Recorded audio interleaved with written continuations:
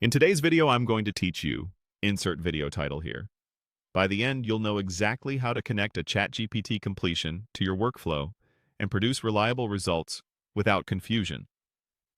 First, open your scenario. Think of your scenario as the workspace where your automation lives. Make sure you're in the correct project and that any upstream data you plan to pass into the prompt is available, so the test run later makes sense. Next, click the plus button to add a new module to your flow. This is how you insert a new action or service into the scenario. In the search field, type OpenAI or ChatGPT to locate the integration. When it appears, select it. From the available actions, choose Create a Completion. This action asks the model to generate text based on your instructions, and it's ideal for summaries, drafts, answers, and transformations. Click Add Connection to securely link your account. You'll be prompted for an API key. Keep this credential private and never share it in screenshots or recordings. Paste your API key into the connection field. If there's an option to name the connection, use a clear label so you can recognize it later. Confirm to establish the connection. Now, enter your prompt. Write it as clearly as possible. Provide context, constraints, and the desired format.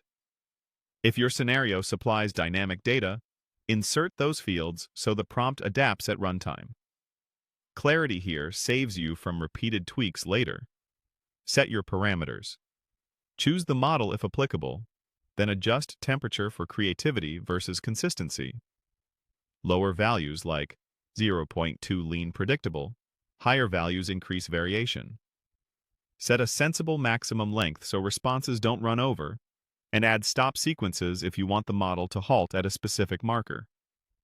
These controls help you balance cost, speed, and quality. Click OK to apply the settings and add the module to your scenario.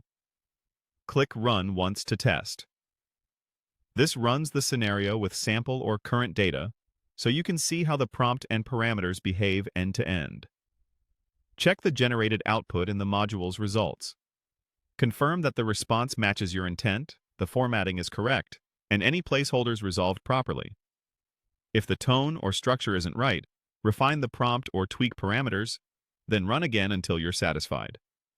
Finally, click Save. Give your scenario and modules meaningful names so future edits are easy. That's it. Your scenario now generates completions on demand, ready for broader testing or scheduling whenever you're ready.